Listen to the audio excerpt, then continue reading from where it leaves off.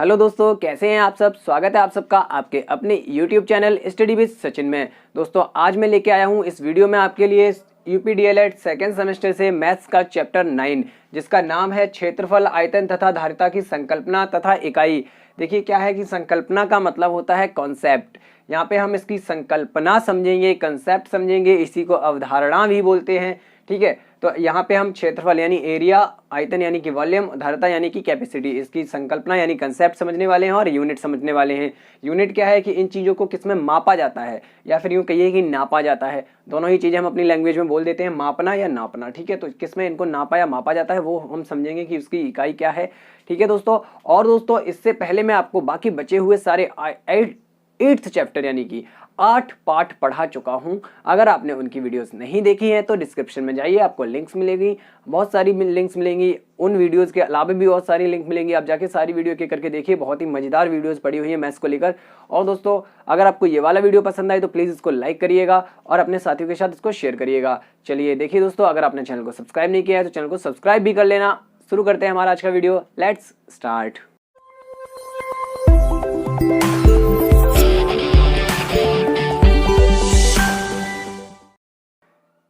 तो दोस्तों जल्दी जल्दी से हम थोड़ी चीज़ें क्लियर यहाँ पे कर लेते हैं कि जैसे देखिए क्षेत्रफल क्या होता है। क्षेत्रफल को इंग्लिश में बोलते हैं एरिया।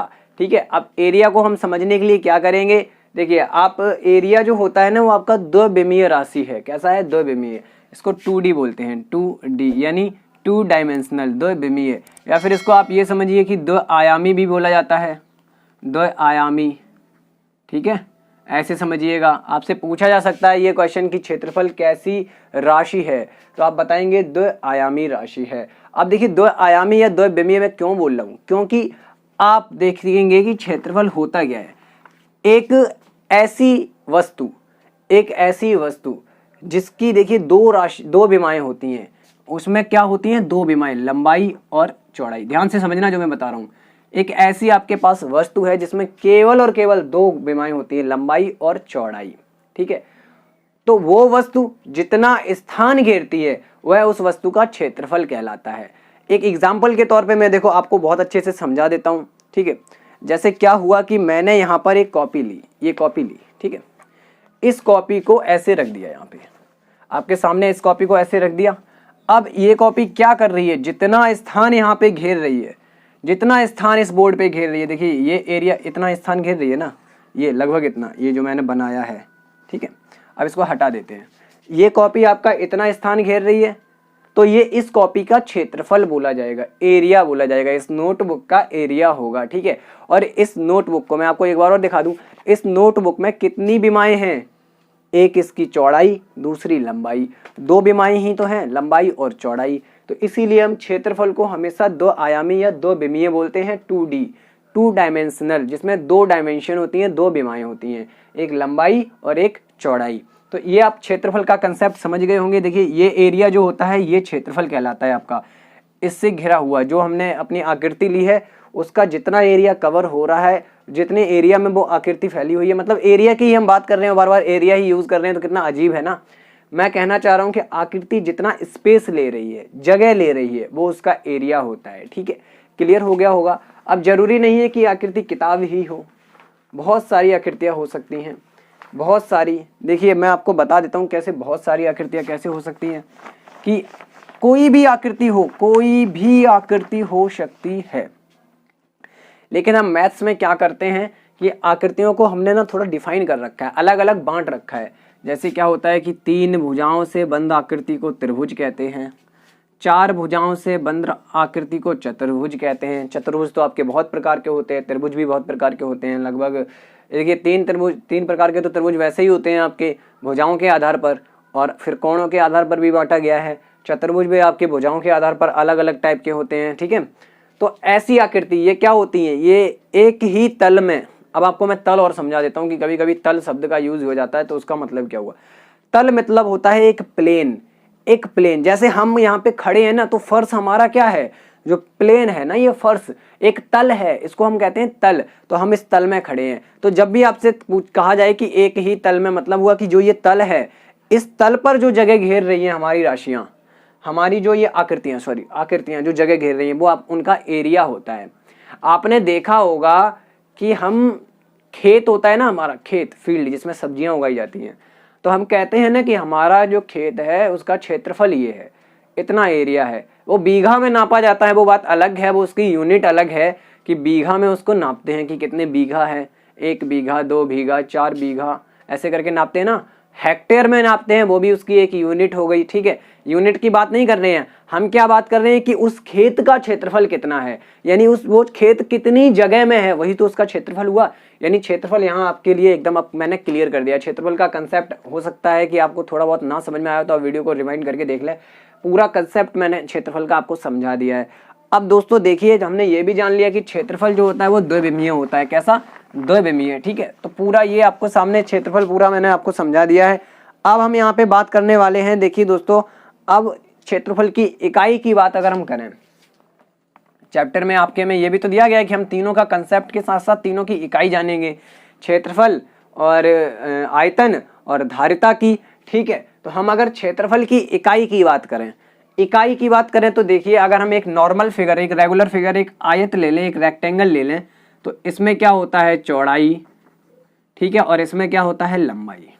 ध्यान से समझना, यूनिट किसी भी चीज की कैसे डिफाइन करते हैं हम, कैसे किसी भी चीज की, किसी भी आकृति की यूनिट या किसी भी आपकी, देखिए ये क्षेत्रफल, आयतन या धारिता हो गई, इन सब की यूनिट कैसे डिफाइन की जाती है।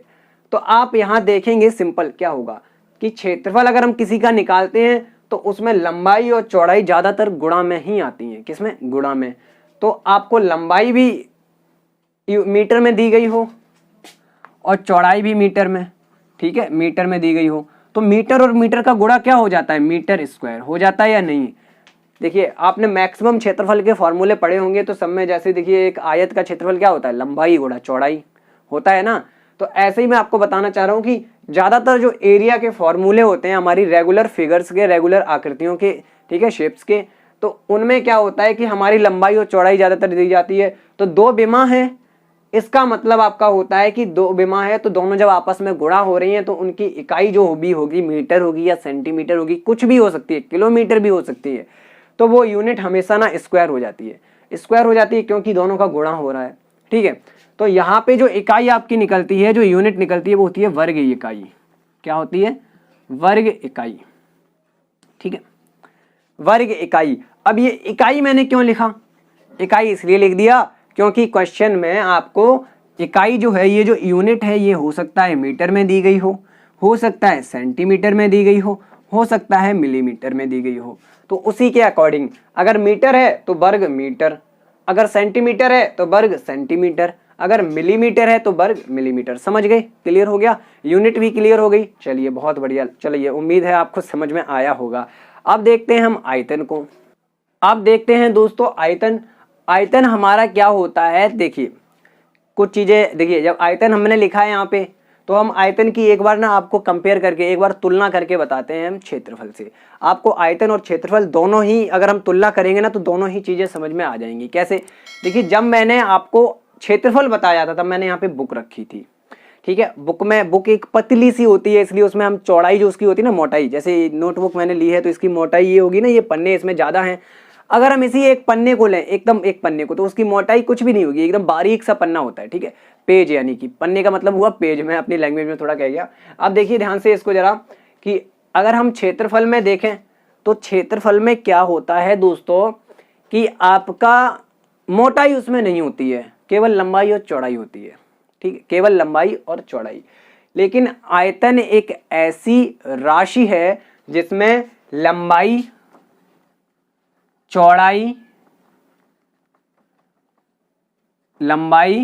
चौड़ाई और ऊंचाई तीनों चीजें होती हैं। लंबाई, चौड़ाई और ऊंचाई तीनों चीजें होती हैं। अब आप कहेंगे सर कैसे चित्र में हम समझें कि क्षेत्रफल क्या है और आयतन क्या है? तो देखिए, अब एग्जांपल आपके लिए लाया हूं। ये एक बॉक्स है, बॉक्स क्या है? बॉक्स, ठीक है, ये बॉक्स है। वैसे तो इसका जो शेप है वो क्यूबॉइड का है, घनाभ सुने आपने, घन और घनाभ, क्यूबॉइड का है। लेकिन हम यहाँ आयतन को समझेंगे इस बॉक्स से। कैसे? देखिए दोस्तों, क्या है कि इस बॉक्स में अगर आप ध्यान से देखें, मैं ऐसे थोड़ा रोटेट करके आपको दिखाता हूँ। इस बॉक्स में ये इसकी लंबाई है ना, ये लंबाई, इट मीन्स ये लंबाई, पूरा ये सरफेस लंबाई के रूप में है, ये लंबाई है, ये इसकी चौड़ाई है यहाँ से यहाँ तक, ये बॉक्स इतना चौड़ा है ना, इतना लंबा इतना चौड़ा, और ये इसकी ऊंचाई है और ऊंचा भी है। अब यही बॉक्स बिल्कुल पिचका होता, बिल्कुल पिचका होता एकदम, हम इसका मान लें एक परत केवल ले लेते, तो उस वो फिगर जो होता वो एक आयत के जैसा होता, उसमें क्षेत्रफल होता नहीं। ये एक देखिए आयतन को मैं समझाने की कोशिश कर रहा हूं, आप ध्यान से समझिएगा कि आयतन क्या है कि एक ऐसी आकृति जो ठोस हो, एक ऐसी आकृति जो ठोस हो, जिसमें लंबाई चौड़ाई ऊंचाई तीनों चीजें दी गई हों, तो उस ठोस को बनाने में जो मटेरियल लगता है, टोटल जो मटेरियल लगता है वही उसका आयतन होता है। ठीक है, अब इसको बनाने में, ये ठोस तो नहीं है लेकिन इसको बनाने में जो मटेरियल लगेगा, अगर ये सपोज कीजिए ये एक ठोस है, एक सॉलिड है, तो इसको बनाने में जो मटेरियल लगेगा तो वो केवल ये ऊपर ही ऊपर का थोड़ी होगा, पूरा लगेगा ना, अंदर भरा हुआ भी है, ये फूला है, मतलब इसमें अब समझिए कि इसमें अंदर भी मटेरियल भरा होगा, ठोस होगा। तो आप ऐसे समझेंगे कि क्षेत्रफल क्या था, एक तल पर जगह घेरता था। अब ये एक तल पर जगह तो घेरेगा, साथ साथ ऊपर की तरफ भी जितनी जगह घेर रहा है, पूरा फूला हुआ, पूरा मोटा सा जितनी जगह ये ले रहा है, वो सब इसका आयतन है। उम्मीद कर रहा हूं आपको कंसेप्ट समझ में आ रहा होगा, ये इसका आयतन है। या यूं कहिएगा कि अगर ये ठोस ना होके एकदम आपका पोला है, ऐसे करके इसमें कोई चीज भर सकते हैं, तो हम इसमें अगर जितनी भी चीज भर सकते हैं वो इसका आयतन हो गया। ठीक है, लेकिन वो मैं धारिता समझाऊंगा तब उसको हम क्लियर करेंगे थोड़ा सा। अभी आप आयतन ऐसे समझिए कि आयतन में लंबाई चौड़ाई ऊंचाई होती है, और ये त्रिविमीय राशि है। कैसी? त्रिविमीय, त्रिविमीय या फिर त्रिआयामी, त्रिआयामी या फिर 3D फिगर है। 3D क्योंकि इसमें आपकी 3 डायमेंशंस होती हैं, लंबाई चौड़ाई ऊंचाई। अब यही हाल के हाल इसकी इकाई की बात कर लेते हैं। इकाई, अब देखिए जैसे हमने जैसे क्षेत्रफल लिया था तो उसमें 2 डायमेंशंस थी, उनका गुणा होता है स्क्वायर हो जाता है। यहाँ 3 डायमेंशंस है, यानी तीनों डायमेंशंस का जब हम यहाँ पे देखिए क्या होता है कि आयतन निकालते हैं तो तीनों विमाओं का होता है गुणा। तीनों ये जो आपकी यूनिट लिखी है इनका होता है लंबाई चौड़ाई और ऊंचाई, तीनों विमाओं का गुणा होता है। तो इनके साथ जो भी यूनिट होगी उसका भी 3 बार गुणा हो रहा होगा, तो उस यूनिट का 3 बार गुणा होने पर वो हो जाता है घन। क्या हो जाता है? घन। अरे घन मतलब क्यूब, मतलब पावर 3। ठीक है, तो हम कह देते हैं इसकी इकाई होती है घन इकाई। क्या होती है? घन इकाई।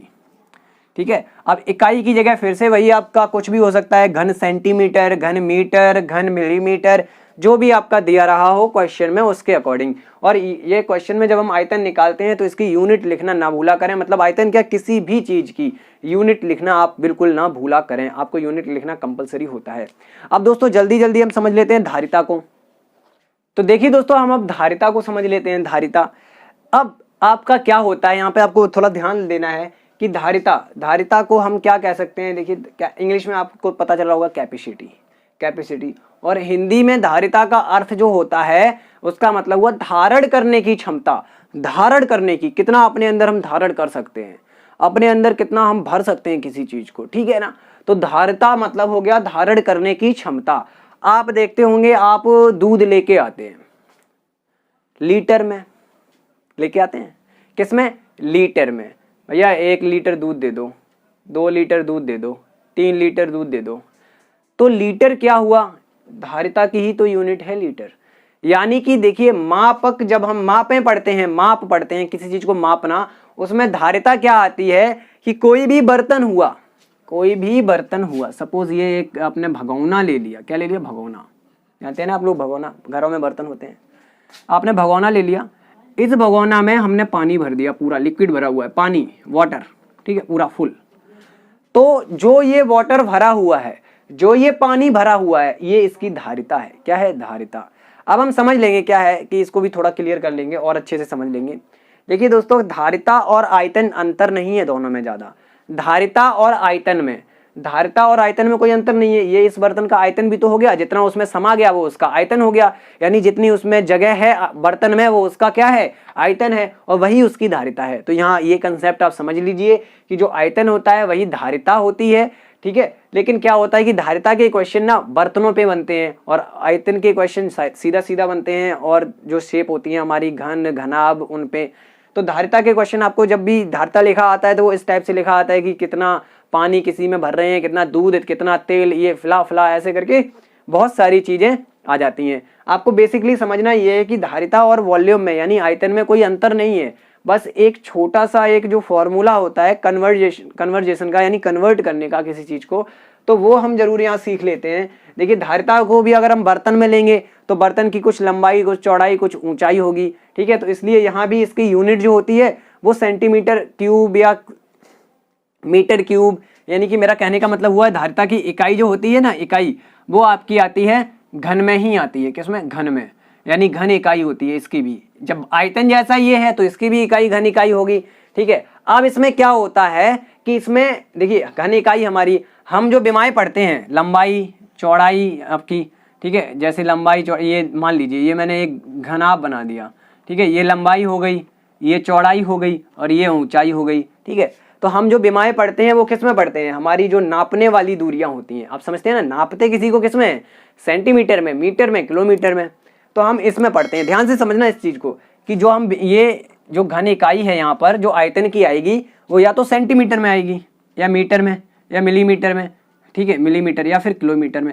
समझिए आप इस चीज को थोड़ा सा, जो यहाँ पे इकाई आएगी ये इनमें आएगी, लेकिन धारिता में ये इकाई आपको जब क्वेश्चन दिया जाएगा, क्वेश्चन में लिखा होगा कि पानी 1 लीटर भरा है, कितना? लीटर। यहाँ यूनिट में लीटर आएगा, कितना आएगा? क्या आएगा? लीटर। दूध 1 लीटर भरा हुआ है, ऐसे करके। तो कुछ ना कुछ रिलेशन रहा होगा ना मीटर और लीटर का, सेंटीमीटर और लीटर का या किलोमीटर और लीटर का, कुछ ना कुछ रिलेशन रहा होगा, तभी तो हम कन्वर्ट कर पाते हैं। तो वो रिलेशन आपको याद रखना है, वो फॉर्मूला आपको याद रखना है। मैं बता देता हूं, आपको याद रखना है। क्या होता है दोस्तों कि आपका 1000 घन सेंटीमीटर, याद रखना है बहुत ध्यान से, बहुत ज्यादा यूज होने वाला फॉर्मूला है। और मैंने भी ये देखा है पेपरों में, मैंने देखा है कि ये आते हैं इस टाइप के क्वेश्चन। 1000 घन सेंटीमीटर बराबर होता है आपका 1 लीटर। कितना होता है? 1 लीटर। अगर आपने किसी बर्तन का आयतन इतना निकाल लिया, किसी बर्तन का आयतन 1000 घन सेंटीमीटर निकाल लिया, तो ये समझिए कि उसका आयतन क्या है? 1 लीटर है, यानी कि उसमें हम 1 लीटर कोई भी चीज भर सकते हैं। समझ गए ना? आप दुकान से जाते हैं, चीजें लेके जाते हैं, तेल लेने जाते हैं, तेल होता है लिक्विड, लिक्विड फॉर्म में होता है तेल, लेकिन हम उसको क्या नाप के ले आते हैं कि किलो में नाप के ले आते हैं। किलो मतलब किलो क्या? किलोग्राम। भार क्या है? वहां पे जो तराजू से तौला जाता है वो भार क्या है? ग्राम में है। लेकिन एक्चुअल में हमें तेल लाना किस में होता है? लीटर में। तो वहां ना कुछ थोड़ा बहुत कम निकलता है, कम निकलता ही निकलता है। क्योंकि देखिए दोस्तों, आप खुद सोचिए कि कोई भी चीज किलोग्राम में, जैसे ये घन सेंटीमीटर हो गया, यहाँ मान लीजिए हमने यहाँ पे अगर ग्राम की तुलना अगर हम करेंगे तो यहाँ 1000 ग्राम आना चाहिए। 1000 ग्राम वो आपका 1 लीटर के बराबर आएगा, ठीक है। तो इस तरीके से हम क्या करते हैं कि समझते हैं इन सारी चीजों को। 1 घन सेंटीमीटर बराबर होता है 1 लीटर। ये फॉर्मूला आपको याद रखना है, क्वेश्चन करेंगे तो उसमें इसका यूज भी होगा। और आगे भी आप कंपटीशन के एग्जाम्स देंगे तो उसमें भी इस टाइप के क्वेश्चन आते हैं जिसमें इस चीज का यूज होता है। तो ये आप हमेशा के लिए याद कर लीजिए कि 1000 घन सेंटीमीटर 1 लीटर के बराबर होता है, ठीक है। क्लियर हो गया? चलिए, तो चलिए देखिए दोस्तों, इस चैप्टर को थोड़ा सा, इसमें जो जो क्वेश्चंस आते हैं उनको पढ़ाने से पहले मैं एक चीज आपको क्लियर कर दूं कि बेसिकली इस चैप्टर में आपको केवल इतना बताना था कि कंसेप्ट क्या है आपकी धारिता का और क्षेत्रफल का और आयतन का, ठीक है, और इनकी यूनिट क्या है। वैसे तो मेरा काम यही था कि मैं आपको ये सारी चीजें समझा दूं, लेकिन इसके साथ साथ जब मैंने अगला चैप्टर आपका देखा तो उसमें था आपका वर्ग, आयत और त्रिभुज, इनके क्षेत्रफल के बारे में। तो मैंने सोचा कि वो चैप्टर जब पढ़ाएंगे तो हम वर्ग, आयत और त्रिभुज के क्षेत्रफल पढ़ लेंगे, लेकिन बाकी जो बची हुई रेगुलर इमेजेस हैं उनके भी तो क्षेत्रफल हमें जानने हैं ना। जैसे आपके वर्ग और आयत के अलावा और भी तो चतुर्भुज बच गए। क्या बच गए? चतुर्भुज, चतुर्भुज, ठीक, और भी तो चतुर्भुज बच गए हैं, उनके क्षेत्रफल भी तो हमें पढ़ने हैं। तो वर्ग और आयत को तो हम अगले चैप्टर में कवर करने वाले हैं, उससे पहले जो चतुर्भुज बचे हैं उनको हम समझेंगे, उसके फॉर्मूले देखेंगे और उनपे 1-2 क्वेश्चन भी देखेंगे। उसके अलावा दोस्तों आपको ना वृत्त का क्षेत्रफल भी आना चाहिए, तो वृत्त का क्षेत्रफल भी हम पढ़ेंगे। अब उसके बाद क्या होता है कि हमने क्षेत्रफल पढ़ लिया तो हमें फिर कुछ घन, मतलब वो आपका आयतन भी तो पढ़ना है, तो हम घन और घनाभ भी इसमें पढ़ेंगे, ठीक है। तो ये सारी चीजें हम इस वीडियो में अब हम कवर करेंगे। तो पहले हम देखते हैं चतुर्भुज। चतुर्भुज नॉर्मल आप समझिए कि चार भुजाओं से घिरी हुई बंद आकृति को हम क्या कहते हैं? चतुर्भुज। कैसा भी हो, चार भुजाओं से घिरा हो, चतुर्भुज होता है। ठीक है, आप सुनते रहिए ध्यान से। चतुर्भुज में जो अंतःकोण होते हैं, एक चतुर्भुज हमने ये ऐसे बना लिया, ऐसे बना लिया, ठीक है, ये हमने क्या किया? चतुर्भुज बना लिया। अंतःकोण मतलब हो गया अंदर वाले कोण, ठीक है, अंदर वाले कोण हो गए। तो चार भुजाएं होती हैं तो चार ही कोण बनेंगे, सिंपल सा। तो जो ये अंतःकोण होते हैं, इन कोणों का योग होता है 360 अंश। कितना? 360 अंश। चतुर्भुज के चारों अंतःकोणों का योग होता है 360 अंश। ठीक है, हम वैसे कोण के बारे में नहीं पढ़ने वाले हैं, ज्यामिति नहीं पढ़ने वाले, फिर भी मैंने आपको एक्स्ट्रा नॉलेज दे दी। अब देखिए दोस्तों, चतुर्भुज कई प्रकार के होते हैं, जिसमें कि वर्ग और आयत हम अगले चैप्टर में कवर करेंगे। तो इसमें हम सबसे पहले देखने वाले हैं समांतर चतुर्भुज। समांतर चतुर्भुज, आप ध्यान से समझना कौन सा चतुर्भुज किस आकृति का होता है? समांतर चतुर्भुज। ठीक है, समांतर चतुर्भुज को इंग्लिश में हम बोलते हैं पैरेललोग्राम। ठीक, पैरेललोग्राम। समांतर चतुर्भुज, ध्यान से सुनिएगा, समांतर चतुर्भुज आकृति देख के आप देखना कैसे बनाते हैं। ये होता है समांतर चतुर्भुज। समांतर क्यों बोलते हैं इसको? आमने सामने की भुजाएं बराबर होती हैं और समांतर होती हैं। आमने सामने की भुजाएं बराबर होती हैं और समांतर होती हैं, यानी ये वाली भी इसके बराबर है और समांतर भी है। समांतर मतलब इनके बीच की परस्पर जो दूरी है हर जगह पर एक जैसी होती है। समांतर रेखाएं पढ़ी हैं आपने? समांतर रेखाएं दो ऐसी रेखाएं होती हैं जो हम जितना भी इनको आगे खींचें, आगे बढ़ाएं, ये कहीं एक दूसरे को नहीं काटेंगी। इनके बीच की दूरी हमेशा बराबर रहती है। तो आप देखिए क्या है कि आमने सामने की भुजाएं समांतर भी होती हैं और परस्पर बराबर भी होती हैं। ठीक, क्लियर हो गया? इधर इधर की, इधर इधर की। अब देखिए दोस्तों, समांतर चतुर्भुज हम पढ़ रहे हैं एरिया वाला मतलब चैप्टर, तो हम इसका क्षेत्रफल देखेंगे। क्या देखेंगे? क्षेत्रफल। ठीक है, तो समांतर चतुर्भुज का क्षेत्रफल क्या आपका होता है? ध्यान देना, आपको यही तो समझना है सारी चीज को। आपका क्षेत्रफल होता है आधार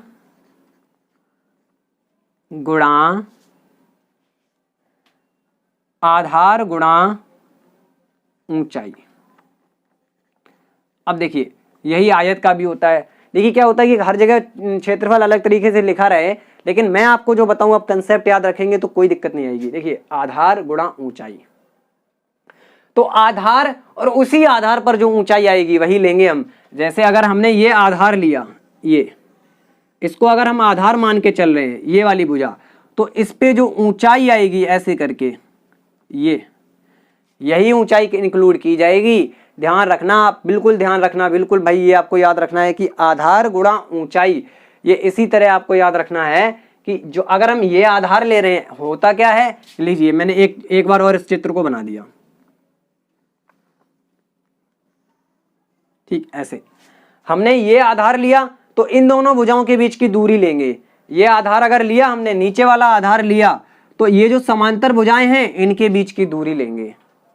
ठीक है, जो आधार आप लेंगे उसी पर जो ऊंचाई आएगी, ऊंचाई होती है लंबवत दूरी, तो इसके बीच की लंबवत दूरी जो होगी वही ऊंचाई होगी। ऐसा नहीं है कि आप इस तिरछी वाली भुजा को ऊंचाई मान लें, ऊंचाई होगी इनके बीच की लंबवत दूरी। सबसे कम दूरी जो होगी, मिनिमम दूरी आपकी निकल के आती है लंब डाल के। ठीक है, तो ये ऊंचाई होती है, समझते रहिए ध्यान से। अगर आपने ये आधार ले लिया, आपने इसे आधार ले लिया, तो आप इसके सामने वाली भुजा से जो इसकी लंबवत दूरी है क्या आएगी? कुछ ऐसे निकल के आएगी ना, ऐसे करके, ऐसे करके निकल के आएगी लंबवत दूरी। तो आप इसको ऊंचाई मानेंगे, समझ जाइए सही से। अगर ये आधार ले रहे हैं तो इस पे लंबवत दूरी ऊंचाई लेंगे, अगर ये वाला आधार ले रहे हैं खड़ा वाला, तो ऐसी वाली लंबवत दूरी लेंगे। ऐसी वाली मतलब यहाँ भी आप तिरछी नहीं लेंगे, जो इसकी लंबवत दूरी h होगी वही लेंगे। वैसे तो आपको क्वेश्चन में क्लियरली बता दिया जाएगा। चलिए दोस्तों, इतना हो गया। इसके बाद देखिए अगला हमारा जो चतुर्भुज है वो अब हम पढ़ने वाले हैं। देखिए ध्यान से देखते रहिए, क्या है कि हम थोड़ा चतुर्भुज का कॉन्सेप्ट क्लियर अगर कर देंगे तो आपको फायदा हो जाएगा थोड़ा। अब हम देखिए दूसरा चतुर्भुज यहाँ पे पढ़ते हैं हमारा समलंब चतुर्भुज। समलंब चतुर्भुज की आकृति ऐसे बनती है, यहाँ भी दो भुजाएं समांतर होती हैं, लेकिन एक बड़ी होती है दूसरी छोटी होती है और फिर ऐसे करके बन जाती है, ऐसे करके। ठीक है, ये होती है समलंब चतुर्भुज। इसमें दो भुजाएं ये आपकी आपस में समांतर होती हैं लेकिन बराबर नहीं होती हैं। ये मत सोचना कि बराबर होती हैं, ठीक है, ये समांतर तो होती हैं लेकिन बराबर नहीं होती हैं। तो यहाँ देखिए दोस्तों, यहाँ पे क्या हो गया, क्षेत्रफल का फॉर्मूला कि 1/2 गुणा समांतर भुजाओं, फॉर्मूले आप नोट करते चलेंगे तभी आपको समझ में आएगा। समांतर भुजाओं का योग 1/2 गुणा समांतर भुजाओं का योग, क्या करेंगे, समांतर भुजाओं का योग गुणा इनके बीच की दूरी, समांतर भुजाओं के बीच की लंबवत दूरी। देखिए समझिए, ज्यादा बड़ा फॉर्मूला नहीं है, आप ऐसे याद रखेंगे कि अगर आपको इस टाइप की आकृति दिख जाए, इस टाइप की आकृति आपको दिख जाए, तो आपको अगर एरिया निकालना है, उसका क्षेत्रफल निकालना है, तो आप क्या करेंगे, 1/2 इन दोनों भुजाओं का योग गुणा इन दोनों भुजाओं के बीच में जो दूरी है। अब बीच की दूरी आपको एक बार मैं बता चुका हूं, ये ऐसी दूरियां नहीं होती हैं, किन्हीं भी स्थान की बीच की दूरी हम कैसे निकालते हैं, दूरी निकाली जाती है लंबवत। कैसे, लंबवत, ठीक है, ऐसे। तो ये जो दूरी आएगी, ये भी क्वेश्चन में आपको अगर होगा तो दिया हुआ होगा कि ये इनके बीच की लंबवत दूरी इतनी है या इनके बीच की दूरी इतनी है, ऐसे करके तो ये दूरी ली जाएगी, ठीक है। तो यहां से क्या हो गया, आपका समलंब चतुर्भुज भी क्लियर हो गया। अब देखिए दोस्तों, हमारा एक और चतुर्भुज बचा हुआ है, हमारा यहाँ पे एक और चतुर्भुज बचा हुआ है, उसको भी हम कवर कर लेते हैं। देखिएगा ध्यान से, ज्यादा प्रॉब्लम नहीं आएगी आपको समझने में, और इन पे ज्यादा क्वेश्चन भी नहीं आएंगे आपके सेमेस्टर में। क्वेश्चन ज्यादातर आते हैं त्रिभुज के क्षेत्रफल पर, और वो हम पढ़ेंगे अगले वाले लेसन में, ठीक है। तो देखिए क्या हो गया यहाँ पे आपका, अब बचा है समचतुर्भुज। समचतुर्भुज इंग्लिश में इसको बोलते हैं रोम्बस, रोम्बस बोलते हैं इसको। अब देखिए समचतुर्भुज क्या होता है, आपने वर्ग सुना है, वर्ग, वर्ग में चारों भुजाएं बराबर होती हैं, चारों भुजाएं मतलब आमने सामने की भुजाएं समांतर होती हैं, चारों कोण 90 अंश होते हैं। समचतुर्भुज में क्या होता है कि चारों भुजाएं बराबर होती हैं, ठीक है, ऐसे चारों भुजाएं बराबर होंगी, ठीक है, कैसी होंगी, बराबर होंगी, ठीक है। एक चीज समझिए आप, चारों भुजाएं इसमें बराबर होंगी, लेकिन ये वर्ग नहीं है, क्योंकि इसमें चारों भुजाओं के बीच बनने वाला कोण 90 अंश नहीं है। वर्ग में क्या होता है, ऐसे बनता है वर्ग, वर्ग में ये कोण सब 90 अंश होते हैं सब, यानी भुजाएं एक दूसरे पर लंब होती हैं। लेकिन ये समचतुर्भुज में ऐसा कुछ नहीं होता है, तो आप ये ना मान लें कि ये वर्ग बना है, ये समचतुर्भुज है। देखिए दोस्तों, समचतुर्भुज में क्या होता है कि विकर्ण एक दूसरे को लंब पर काटते हैं, समद्विभाजित करते हैं। जो इनके विकर्ण होते हैं ना, एक कोने से दूसरा कोना मिलाने पर विकर्ण बनता है, क्या बनता है, विकर्ण। तो ये जो विकर्ण होते हैं, ये एक दूसरे को 90 अंश पर काटते हैं, यानी इनके बीच में जो हर जगह कोण है वो आपका 90 अंश है, ठीक, पहली चीज समझ गए। दूसरा, ये विकर्ण जब काटते हैं ना, तो एक दूसरे को बराबर 2 भागों में बांट देते हैं, यानी ये हिस्सा इसके बराबर, ये हिस्सा इसके बराबर, ठीक, क्लियर हो गया। अब देखिए इसमें क्षेत्रफल क्या होता है, इसका आपका क्षेत्रफल होता है, देखिए 1/2 गुणा विकर्णों का गुणनफल, विकर्णों का गुणनफल। चलिए क्लियर हो गया। यहां क्षेत्रफल क्या होगा, 1/2 गुणा ये वाला विकर्ण गुणा ये वाला विकर्ण, यानी 1/2 के गुणा में विकर्णों का गुणनफल आएगा। तो सिमिलर हो गया, मतलब सिमिलर नहीं, सॉरी मैं ये कह रहा हूं, तो इस तरह से हमारा चतुर्भुज तो खत्म हो गया, ठीक है। अब हम बात कर लेते हैं यहाँ पर अपने वृत्त की, किसकी, वृत्त की, ठीक है दोस्तों। तो अब हम वृत्त की बात करेंगे। देखिएगा दोस्तों, क्या है कि मैंने सोचा है कि वृत्त हम बाद में थोड़ा पढ़ते हैं, पहले मैं आपको सवाल करा दूं, कहीं आप ये कंसेप्ट ना भूल ना जाए चतुर्भुज वाले, इसलिए तो पहले हम क्वेश्चन कर लेते हैं। तो देखिए दोस्तों, जस्ट वहां देखिए पहला क्वेश्चन आ रहा है आपका, एक समांतर चतुर्भुजाकार मैदान की एक भुजा 84 मीटर है और सामने के शीर्ष से उस पर भुजा पर डाले गए लंब की लंबाई 28 मीटर है, तो क्षेत्रफल ज्ञात कीजिए। तो सबसे पहले दोस्तों आप क्या करेंगे, आप आकृति बनाएंगे, ठीक है। ऐसा नहीं कि आप ये सोचें कि क्या हो गया, सवाल नहीं हो रहा है, हाथ पैर फूल रहे हैं, ना, बिल्कुल ना, ऐसा नहीं करना है आपको। समांतर चतुर्भुजाकार मैदान है, तो आप समांतर चतुर्भुज की आकृति बना लीजिए, सिंपल। ये है ना समांतर चतुर्भुज, ऐसा मैदान आपको दिया गया है, ठीक है। चलिए बहुत अच्छी बात है। इसमें क्या दिया गया है कि समांतर चतुर्भुजाकार मैदान की एक भुजा 84 मीटर है। एक भुजा कैसी है, 84 मीटर, हमने मान ली ये वाली भुजा कैसी है, 84 मीटर, ठीक है। देखिए क्वेश्चन हम यहाँ पे हल कर रहे हैं। समांतर चतुर्भुजाकार की भुजा बराबर 84 मीटर। ठीक है, हो गया। उसके बाद आपको दिया गया है कि सामने के शीर्ष से इस भुजा पर डाला गया लंब, तो इस भुजा के सामने वाला शीर्ष ये हो गया, ये भी हो गया। ये लंब आप डालेंगे, इधर से डालिए या इधर से आएगा बराबर ही, तो हम यहाँ से इस पे लंब डाल लेते हैं। ठीक है, ये लंब डाल लिया। लंब मतलब 90 अंश की बनाती हुई एक रेखा खींच ली। तो ये लंब जो है ये आपका है 28 मीटर। कितना है? 28 मीटर। तो आपको बताना है कि इसका क्षेत्रफल कितना होगा। अरे दोस्तों, हमने क्या पढ़ा है? क्षेत्रफल बराबर समांतर चतुर्भुज के क्षेत्रफल में हमने क्या पढ़ा था? हमने पढ़ा था आधार गुणा ऊंचाई। यही तो पढ़ा था, आधार गुणा ऊंचाई। आप देखिए एक लाइन और लिख लीजिए कि यहाँ पे ऊंचाई बराबर आपको दी गई है 28 मीटर। क्यों दी गई है? ऊंचाई में क्यों मार रहा हूं इसको? ये तो भैया लंब था। आपको क्या बताया था कि इनके बीच की यही दूरी हम लेंगे, ये लंबवत दूरी होती है, इसी दूरी को हम लेते हैं। जब वो फॉर्मूला लिखवाया था, आप वीडियो रिमाइंड करके देखिए क्या बताया था। ये आधार लेंगे तो ये खड़ी हुई दूरी लेंगे इस पे। ठीक है, तो ये दूरी, ये ऊंचाई हो गई हमारी। तो आधार हो गया 84, ऊंचाई हो गई 28। गुणा कर लीजिए, सिंपल। हम गुणा कर लेते हैं इधर इसका। अगर हम गुणा करते हैं तो हम पाएंगे कि इसका गुणा निकल के आया 2352। अब देखिए क्या निकाल रहे हैं? क्षेत्रफल। अब यहाँ पे सबसे जरूरी चीज आती है इकाई।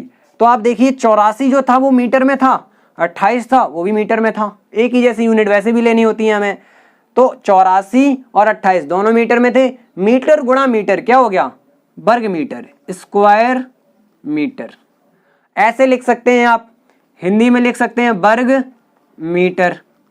और एक और तरीका है मीटर की घात 2। ऐसे इन तीनों तरीके से यहाँ पे आप लिख सकते हैं। ठीक है, कहीं गलत नहीं होगा। चलिए, एक ये क्वेश्चन हो गया, एक और क्वेश्चन देखते हैं जल्दी से। चलिए देखिएगा दोस्तों, अगला क्वेश्चन भी स्क्रीन पे लिख के आ रहा होगा। आप देखिए ध्यान से, अगला क्वेश्चन लिख के आ रहा है। क्या क्वेश्चन है हमारा? कि उस समलंब चतुर्भुज का क्षेत्रफल ज्ञात कीजिए जिसकी भुजाएं 26 सेंटीमीटर और 42 सेंटीमीटर हैं और उनके बीच की दूरी 18 सेंटीमीटर है। तो सबसे पहले आप समलंब चतुर्भुज बनाएंगे। समलंब चतुर्भुज क्या था? ऐसे। आप अपने एकदम दिमाग को थोड़ा सा बस चित्र पे थोड़ा कंसंट्रेट कीजिए, आपको पूरा सवाल निकल आया करेगा। क्या हो गया कि समलंब चतुर्भुज हमने बनाया जिसकी भुजाएं 26 और 42 दी गई हैं। ये भुजाएं दी गई हैं आपको 26 और 42, और इनके बीच की दूरी भी दी गई है। ये कितनी दी गई है आपको? यहाँ पर 18 सेंटीमीटर। कितनी? 18 सेंटीमीटर। ठीक, ये भी सेंटीमीटर में ही है। तो हम यहाँ लिख लेते हैं क्या क्या दिया गया है कि समलंब चतुर्भुज का क्षेत्रफल निकालना है जिसकी भुजाएं दी गई हैं हमें। भुजाएं बराबर 26 सेंटीमीटर तथा 42 सेंटीमीटर। ओके, क्लियर हुआ? इसके बाद आपको दिया गया है उनके बीच की दूरी। तो दूरी बीच की क्या हो गई हमारी? दूरी बीच की दूरी जो है वही तो ऊंचाई होगी, यानी बीच की दूरी क्या हो गई? ऊंचाई। यही आपको थोड़ा समझना होता है कि ऊंचाई क्या लेंगे, ये जो दूरी है इनके बीच की। आपको क्या बताया था? इसका मैंने क्षेत्रफल का फॉर्मूला बताया था। देखिए थोड़ा आपको याद हो गया होगा। कैसे याद हुआ होगा? कि 1/2 गुणा इन दोनों भुजाओं का योग और इनके बीच की दूरी। इन दोनों भुजाओं का योग और इनके बीच की दूरी। ठीक है, तो क्या हो गया हमारा? ये दी गई है 18 सेंटीमीटर। चलिए सॉल्व करते हैं। क्षेत्रफल बराबर, यहाँ क्षेत्रफल वही आएगा जो आपको आकृति क्वेश्चन में दी गई है। समलंब चतुर्भुज दिया गया है तो उसी का क्षेत्रफल 1/2। देखिए बहुत लंबा क्षेत्रफल होता है, समांतर भुजाओं का योग। ठीक है, उसके बाद गुणा उनके बीच की लंबवत दूरी। ठीक है, इतना ना लिख के हम समांतर भुजाओं का योग मतलब सीधा इनका योग लिखेंगे। 42 + 26 गुणा इनके बीच की लंबवत दूरी क्या है? इनके बीच की लंबवत दूरी क्या है? 18। वेरी गुड, कितना समझ रहे हैं आप, बहुत बढ़िया।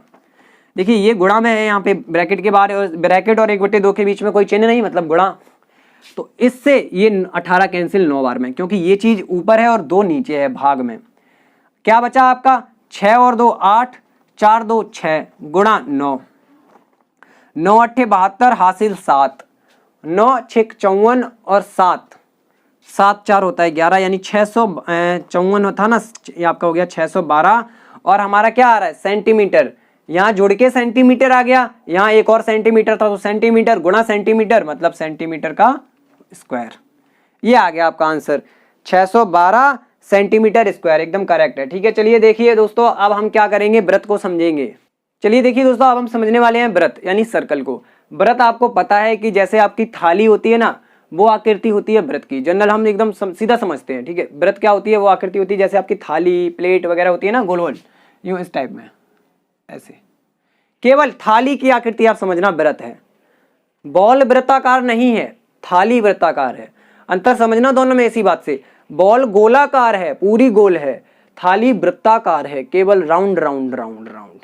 बॉल गोलाकार है, ठीक है, थाली वृत्ताकार है। ठीक है, तो हम समझने वाले हैं व्रत को। ओके, ठीक है। व्रत में देखिए दोस्तों, जो ये बिंदु होता है इनके इस व्रत के बीचों बीच, इसको हम कहते हैं केंद्र।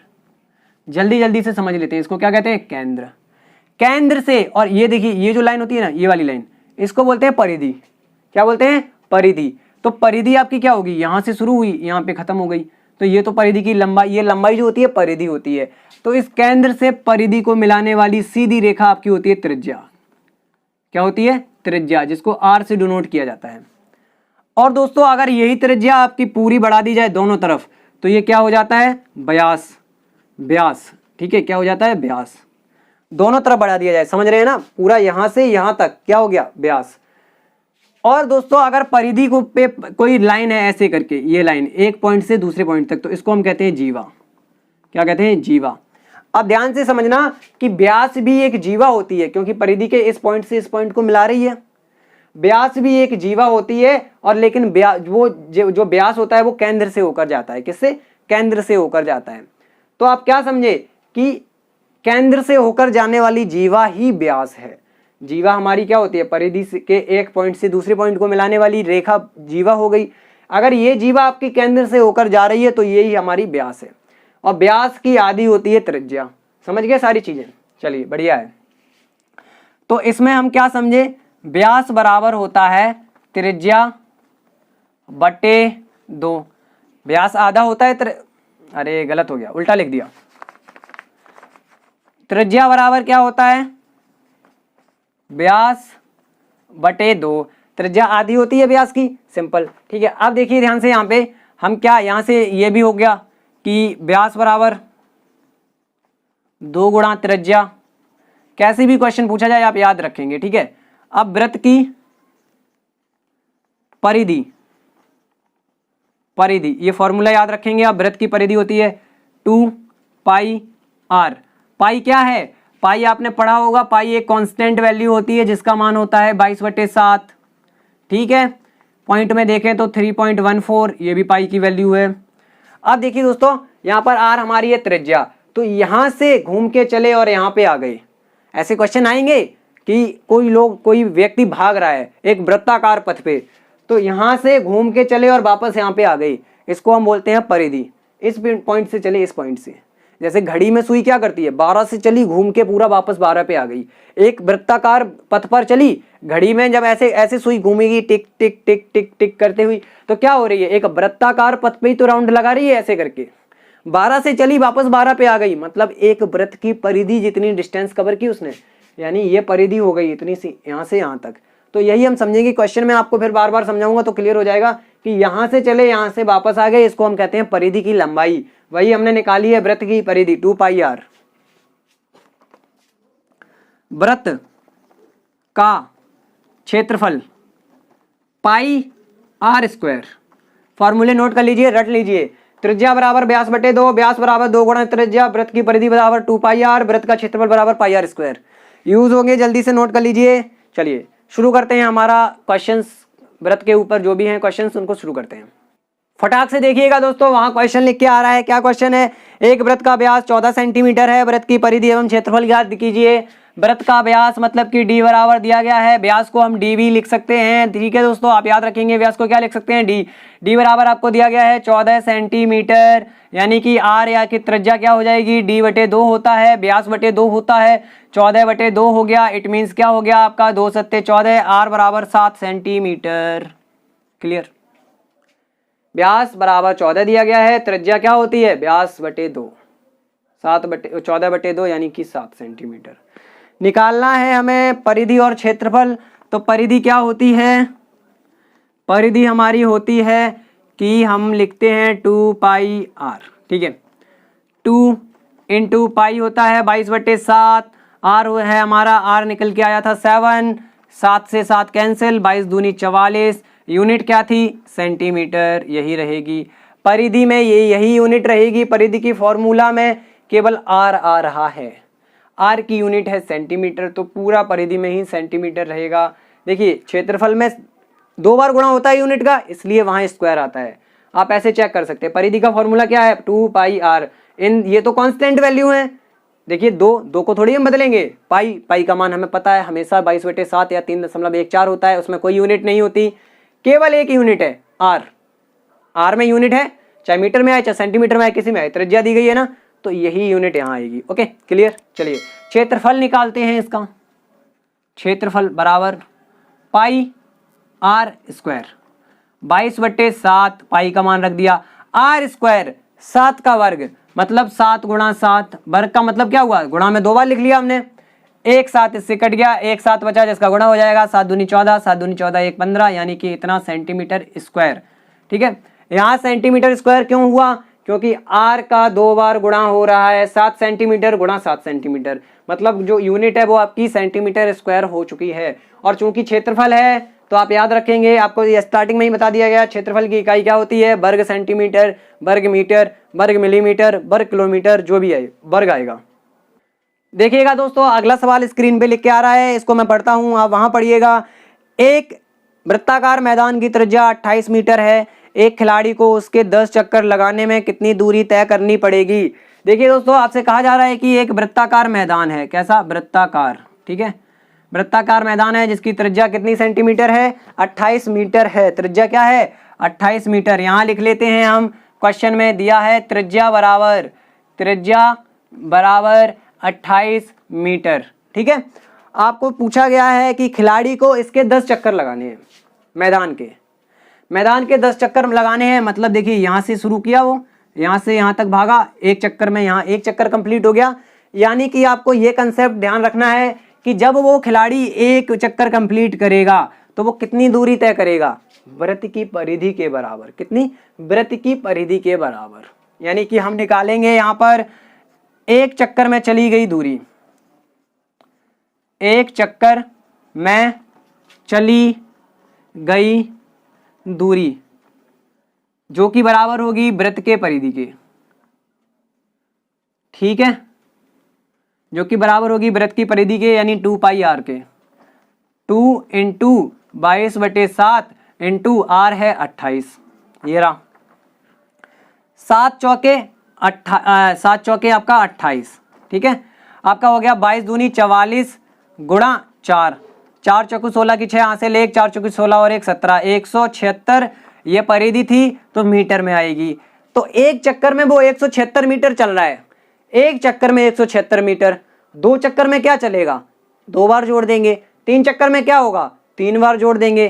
तो ऐसे ही दोस्तों आप बार बार जोड़ेंगे नहीं। जब मैंने आपको बोर्ड मास या जोड़ घटाना गुणा भाग सिखाए थे ना, आपने स्टार्टिंग में वीडियो देखी होगी, तो आपको क्या बताया था कि बार बार गुणा करने, बार बार जोड़ने का मतलब क्या हुआ, एक ही संख्या को अगर हम बार बार जोड़ रहे हैं, जैसे 5 है, 5 + 5 + 5 + 5 ऐसे हमने कर रहे हैं बार बार, मतलब जितनी बार जोड़ा जा रहा है सीधा उतनी बार का गुणा कर दीजिए। जैसे इसको 4 बार जोड़ रहे हैं, 5 5 10, 5 15, 5 20 आता है।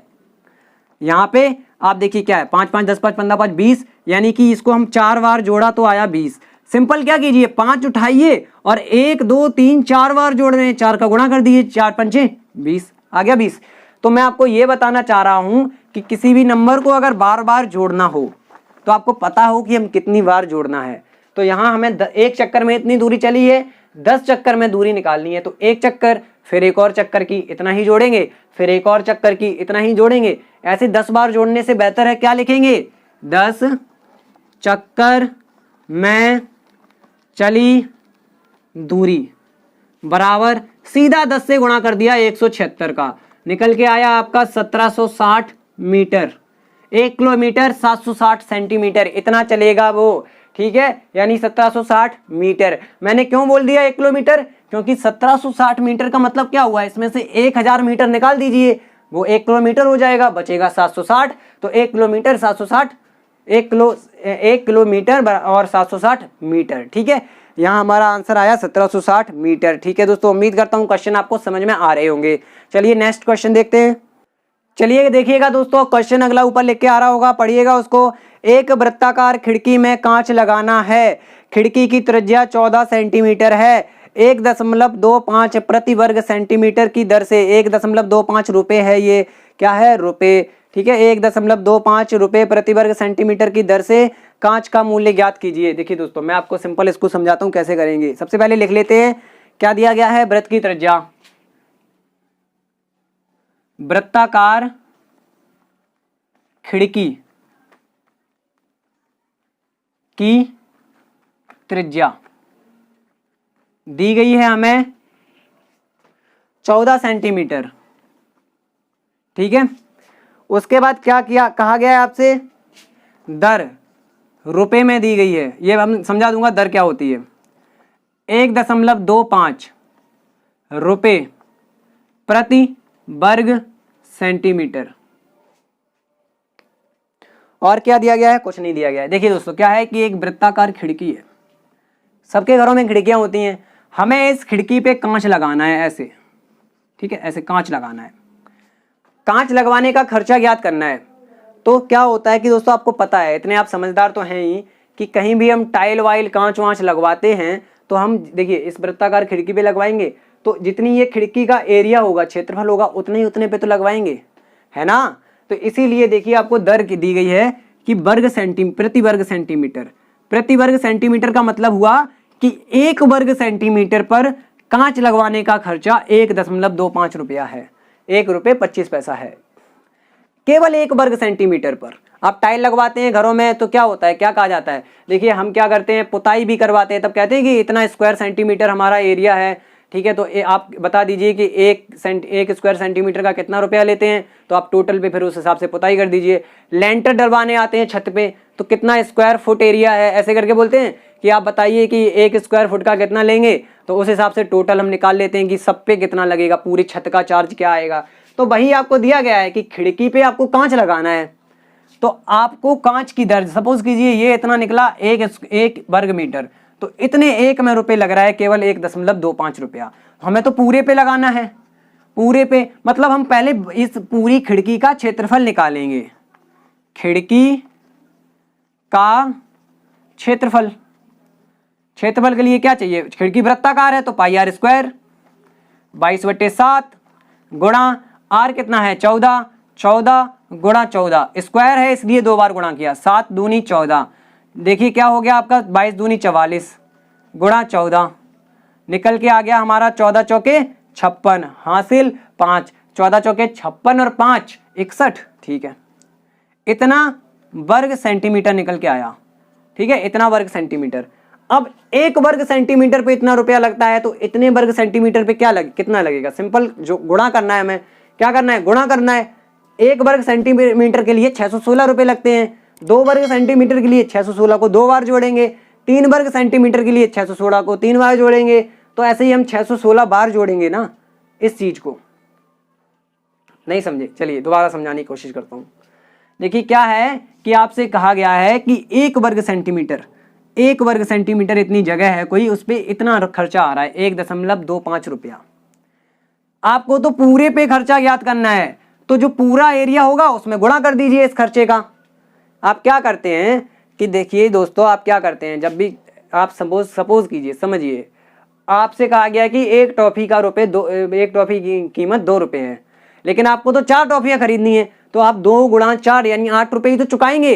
तो हमें एक केवल स्क्वायर सेंटीमीटर की कीमत दी गई है, हमें तो पूरे स्क्वायर सेंटीमीटर पे कांच लगवाना है, तो अतः खर्च कितना आएगा कांच लगवाने का, अतः खर्च हमारा आएगा 616 गुणा 1.25, जो कि आपका रुपए में निकल के आएगा 770 रुपए। गुणा कीजिए खुद से, 770 रुपए निकल के आएगा।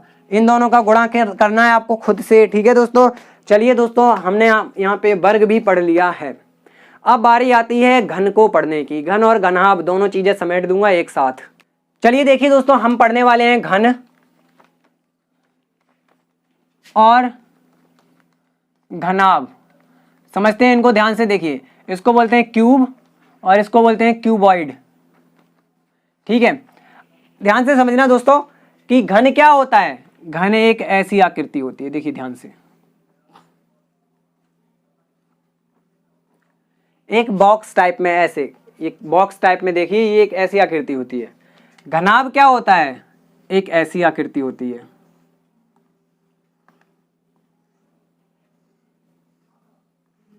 दोनों में अंतर क्या है? अंतर ये है कि घन में जो सभी भुजाएं आपकी देखिए, लंबाई चौड़ाई ऊंचाई तीनों इक्वल होती हैं। लंबाई ये हो गई, चौड़ाई देखिए ऐसे बता दूं, लंबाई ये हो गई, चौड़ाई ये हो गई, ऊंचाई ये हो गई, ये तीनों इक्वल होती हैं, मतलब बराबर होती हैं। ठीक है, लेकिन घनाभ में ऐसा नहीं है। घनाभ में ऐसा क्यों नहीं है? क्योंकि देखिए दोस्तों, घनाभ में लंबाई ये है जो कि अलग आपको दिख रही है, बड़ी है बहुत, चौड़ाई ये है जो कि आपको दिख रही है, छोटी है, ऊंचाई ये है, ये भी अलग होती है। तो घन और घनाभ में यही अंतर है। घन देखिए एक ऐसा डब्बा मानिए, ऐसा बॉक्स मानिए जो आपको एकदम लगे कि चारों तरफ से इक्वल शेप का है। ठीक है, और घनाभ एक ऐसी आकृति है जो थोड़ी लंबी चौड़ी होती है। जैसे नॉर्मली आप कार्टून वाले डब्बे ले लीजिए, वो घनाभ होते हैं। ठीक है, कार्टून के डब्बे घनाभ होते हैं। ठीक है, और एक घन भी उसी का रूप है, लेकिन घन में सभी डायमेंशंस यानी लंबाई चौड़ाई ऊंचाई सेम होती हैं, बराबर होती हैं। अब देखिए क्यों बराबर होती हैं? क्योंकि इसका जो हर एक फलक है ना, हर एक फलक है, फलक मतलब सतह, सरफेस, क्या सतह यानी कि सरफेस, ये जो सामने दिख रही है इस साइड में होती है, उधर साइड में होगी, पीछे की साइड में होती, ये सब वर्ग होती हैं। और वर्ग में चारों भुजाएं आपको पता है बराबर होती हैं। यहाँ वर्ग नहीं, यहाँ आयत होती हैं। तो आयत में आमने सामने की भुजाएं बराबर होती हैं। तो आप केवल फॉर्मूले याद करिएगा। घन का क्षेत्रफल, पेन भी साथ नहीं दे रहा है दोस्तों, बहुत समय हो गया वीडियो में। घन का क्षेत्रफल बराबर आपका होता है भुजा, देखिए चारों भुजाएं आपकी, सभी भुजाएं, चारों नहीं सभी भुजाएं बराबर हैं, तो हम यहाँ कहेंगे भुजा क्यूब। ठीक है, जो भी भुजा दी जाए उसका क्यूब। और दोस्तों, और हम देखेंगे यहाँ पे घनाभ का क्षेत्रफल, घनाभ का क्षेत्रफल। देखिए घनाभ में लंबाई चौड़ाई ऊंचाई होती है। लंबाई मतलब लेंथ, ब्रेड्थ मतलब चौड़ाई, और हाइट मतलब ऊंचाई। तो घनाभ का क्षेत्रफल होता है लंबाई गुणा चौड़ाई गुणा ऊंचाई। अब देखिए दोस्तों, यहाँ पे हम एक और चीज बात कर लें कि चार दीवारी का क्षेत्रफल, क्वेश्चन आता है ना कि चार दीवारी का क्षेत्रफल याद कीजिए। चार दीवारी का क्षेत्रफल, एक कमरा होता है, कमरे में चार दीवारी क्या होती है दोस्तों? एक इधर की दीवार, एक इधर की दीवार, एक सामने की, एक पीछे की। ठीक है, चार दीवारी का क्षेत्रफल 2 गुणा ऊंचाई, ब्रैकेट में लंबाई प्लस चौड़ाई। ठीक है, ये होता है। ये तीनों फॉर्मूले रट लीजिएगा। इसमें एक दो फॉर्मूले और होते हैं, वो मैं आपको डिटेल में जब और पढ़ाऊंगा, अभी ये इतना आपसे पूछा नहीं जाएगा डिटेल में। ठीक है, हो सकता है एक चीज पूछ ली जाए, चलिए मैं लिखवा देता हूँ।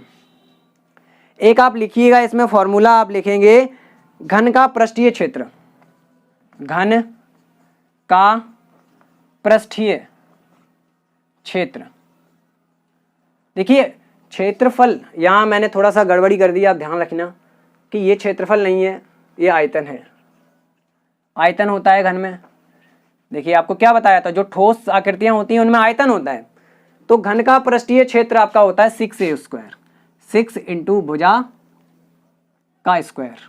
ठीक है, ये याद रखना, घन का पृष्ठीय क्षेत्र पूछा जाएगा क्वेश्चन में, आप अभी रट लीजिएगा इसको। घन का पृष्ठीय क्षेत्र होता है 6a², घन का आयतन होता है भुजा का क्यूब, घनाभ का आयतन होता है लंबाई गुणा चौड़ाई गुणा ऊंचाई, चार दीवारी का क्षेत्रफल होता है 2 इंटू h इंटू ऊंचाई, ब्रैकेट में लंबाई प्लस चौड़ाई। चलिए दोस्तों, एक दो क्वेश्चन इस पे भी देख लेते हैं। हाँ जी दोस्तों, देखिएगा क्वेश्चन लिख के आ रहा है, एक घन की कोर आपको दी गई है, घन की कोर की लंबाई 5 सेंटीमीटर है, तो आप घन का आयतन बताइए। देखिए दोस्तों, कोर, घन की कोर, कोर का मतलब होता है भुजा। कोर लिखा आ जाए आप समझेंगे भुजा। साइड, कोर मतलब क्या होता है? साइड। ठीक है, भुजा। तो घन की कोर आपको दी गई है यहां पर क्वेश्चन में 5 सेंटीमीटर। ठीक है, आयतन बताना है, कितना सरल है। आयतन क्या लिखवाया अभी? भुजा का क्यूब, 5 का क्यूब, 5 पंचे 25 पंचे 125। अब देखिए दोस्तों, यहां भी हम यूनिट क्लियर कर लें। आयतन निकाल रहे हैं, यूनिट क्या आएगी, घन सेंटीमीटर। क्यों? क्योंकि ये सेंटीमीटर में दिया गया है। ठीक है, इसको लिख सकते हैं सेंटीमीटर क्यूब या क्यूब सेंटीमीटर, ऐसे 3 तरीके से हम इसको लिख सकते हैं। ठीक है, ये यूनिट को गलत नहीं होगी आपकी। चलिए दोस्तों एक और क्वेश्चन देखते हैं जल्दी से। दोस्तों एक और क्वेश्चन हम देखते हैं। आप ऊपर क्वेश्चन पढ़ेंगे, ऊपर क्वेश्चन लिख के आ रहा है, देखिए क्या लिख के आ रहा है क्वेश्चन हमारे ऊपर कि 20 सेंटीमीटर कोर वाले घन में से 5 सेंटीमीटर कोर वाले कितने घन काटे जा सकते हैं। देखिए क्या हुआ, इस क्वेश्चन को थोड़ा समझ लेते हैं। 20 सेंटीमीटर का एक बड़ा सा घन है, में से छोटे छोटे घन काटने हैं। तो सिंपल क्या है कि जो बड़े वाले घन का आयतन होगा ना, उसी आयतन में से हम छोटे वाले घन के मतलब कोर काटें, छोटे वाले घन को काट रहे हैं, तो हम पहले निकालेंगे 20 सेंटीमीटर भुजा वाले, कोर वाले मतलब भुजा वाले घन का आयतन। भुजा क्यू होगा, क्या होगा, भुजा क्यू, इट मींस 20 का क्यूब। ठीक है, इतना ही रखिए कि देखिए कितनी आसानी से बताता हूं। 5 सेंटीमीटर भुजा वाले घन का आयतन बराबर 5 का क्यूब। सिंपल हो गया। घनों की संख्या, छोटे छोटे घन काट के उनकी संख्या बतानी है। देखिए जब भी इस टाइप का क्वेश्चन आए आप कैसे निकालेंगे, बड़े वाले के आयतन को छोटे वाले के आयतन से डिवाइड कर देंगे। ठीक है, बड़े वाले के आयतन को यानी कि 20 क्यूब को छोटे वाले के आयतन यानी कि 5 क्यूब से डिवाइड कर दिया। 20 क्यूब लिख सकते हैं 20 गुणा 20 गुणा 20 बटे इसको लिख सकते हैं 5 गुणा 5 गुणा 5।